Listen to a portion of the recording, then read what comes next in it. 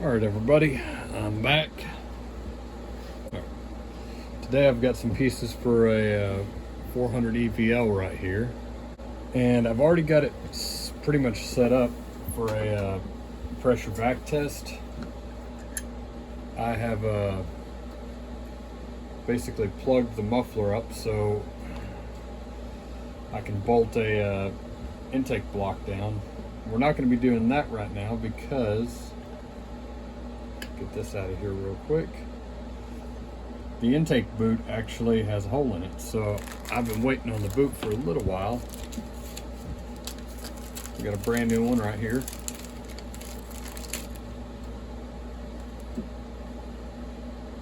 That's a new old stock right there. We're going to set it down right there for the moment. And I'm going to be poking around in here real quick and see how bad that looks. Doesn't really look bad at all. Alright. Let me pull my little ring out. That goes down in the intake right there. It's just a plastic ring. Keeps the intake from collapsing down in on itself.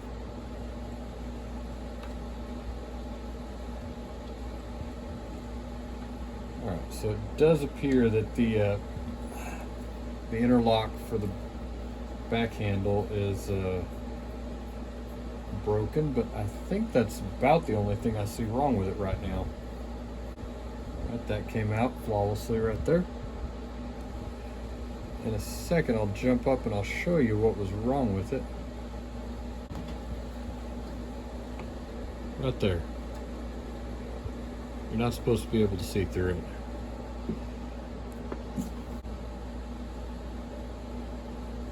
It does not appear that this thing is directional in any way. So what I'm going to try to do here in a minute is another pressure vac test and see if I need to replace a seal. The seals do appear to be obsolete, which is the only problem. So I've got a clutch side seal. I'll get my little cord real quick, and we're going to go through the intake block, and then we're just going to wrap this real quick. As far as the 570 is concerned, it's still on the shelf, ready to be worked on, but we're waiting on the brake flag, because whenever I got it, that was already broken. So we're kind of waiting on that before I can do much more to it. I'm kind of looking forward to it. It's like a 68cc chainsaw, so I think that would be pretty close to my Echo 670. And from just kind of power and weight, I'm hoping it's going to be close to like the MS-440 or the 044. Those are my absolute favorites right there. I harbor nothing against Husqvarna, but I've always had quicker, easier access to steels around here and parts.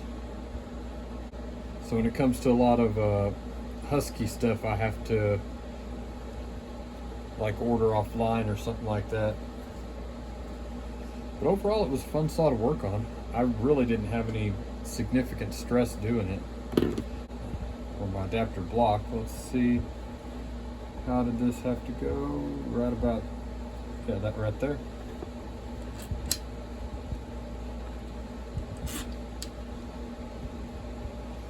So the old boy I got this from, basically, he commented he knew it was an air leak. It was running away every time you would start it. You couldn't really control the throttle or idle or anything. There was no tuning past it.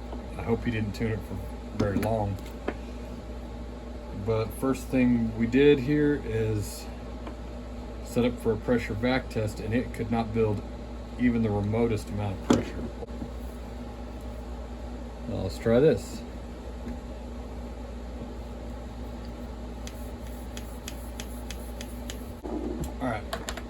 you're going to have to give me a second. I got to pull the clutch off if I can figure out how to do it. Check back in a minute. All right, well, I finally got the clutch loose, and that took me a couple minutes of I'm going to call it a struggle session. It's not a bad clutch, but I didn't have a puller in that size, so I wound up doing the hammer and punch method. Not one of my favorites. All right, so I think you can see that now.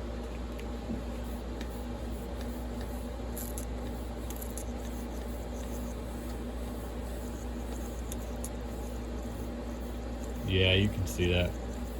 All right, give me a few seconds to pull that thing and we'll get it swapped out. And hopefully that means we'll have us a good running 400 EVL after that. Dry that off before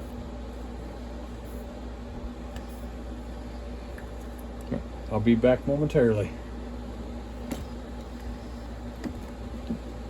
All right, same thing as last time. I dimpled the seal with a drill bit. Did not go through it. I did try the screwdriver trick, but I wasn't liking what I was seeing, so we're gonna go with the this method. I like it. There it comes. All right. Yeah, that seal was just old. All right, well, I got that thing cleaned out now, so we can put the seal in and kind of go from there. If I need to split this thing down, I can, but I was kind of trying not to. It's a pretty clean saw. It looks like it's just set for a little while. All right, we're gonna put some grease on the inside of the seal. My normal protocol right there.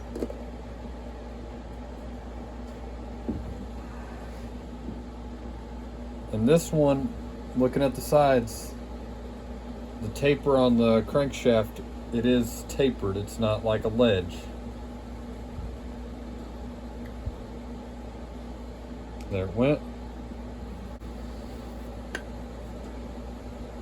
There we go.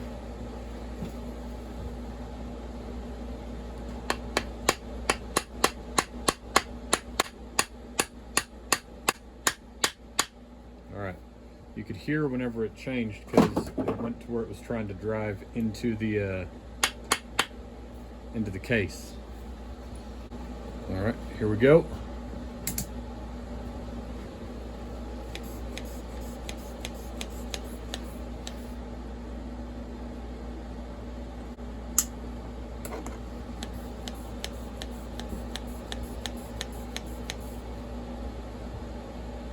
All right, there we go. I'm gonna start tearing it down because I have to pull my there you go, holding a good amount of vacuum. So that was the problem right there. The intake boot was ripped and the PTO side seal was damaged. I got to take my gasket back out from behind the muffler, and then I should be able to start reassembling this thing and getting it to where it could idle. I'll check back in a few. All right, everybody. It's the next day. Let's do a little bit more work to this thing, but let's get this in here real quick.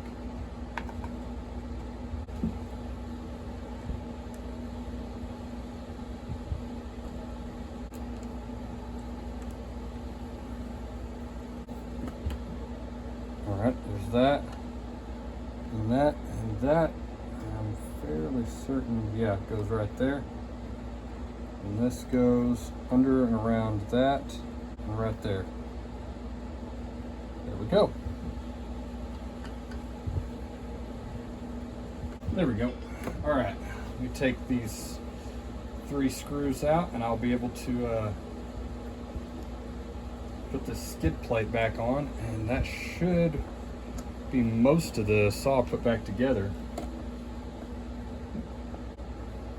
kind of weird how this works. The skid plate covers the muffler and is part of the AV system, which keeps the saw from vibrating apart. Now, please, yep, that is an Allen key right there. All right, now it's going to quit doing that weird flexing thing you've probably been seeing it do for a little bit now.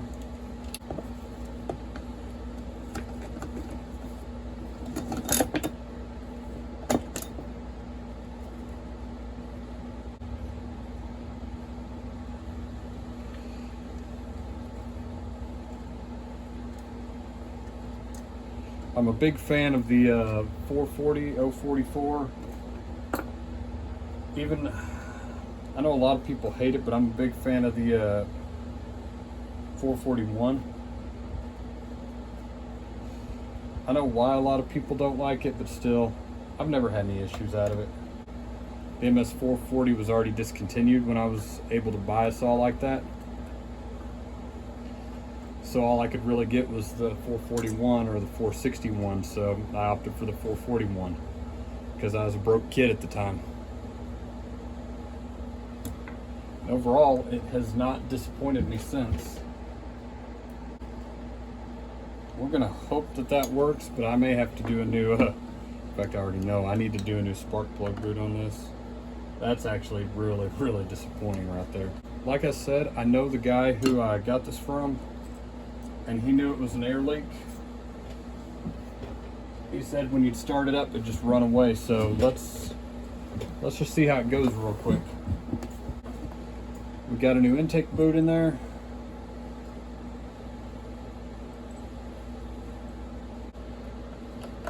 All right, there we go. That took just a second.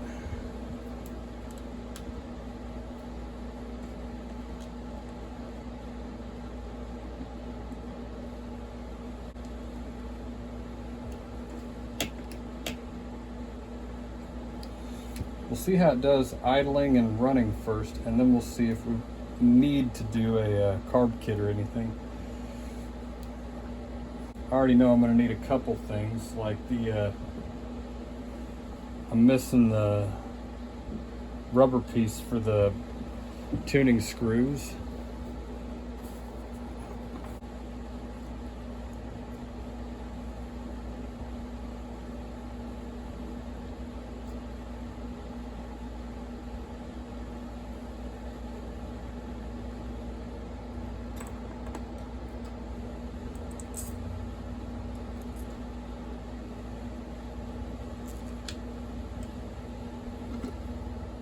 Okay.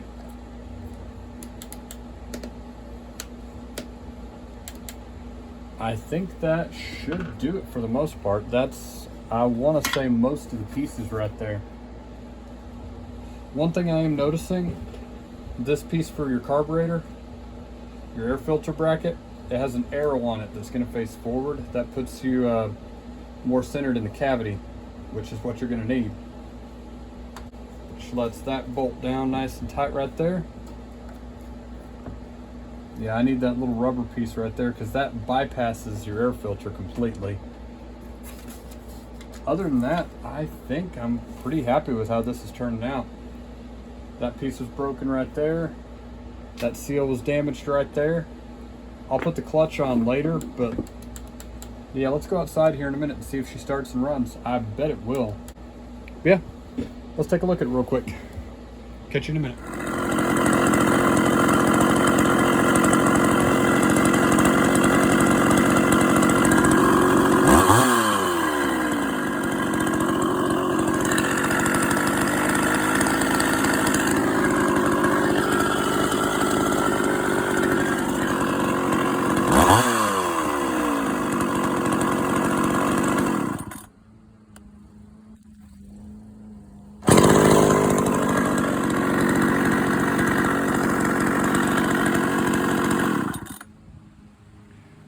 So that's about, I would guesstimate, around not even 2 hours worth of work there. One intake boot and one clutch side seal.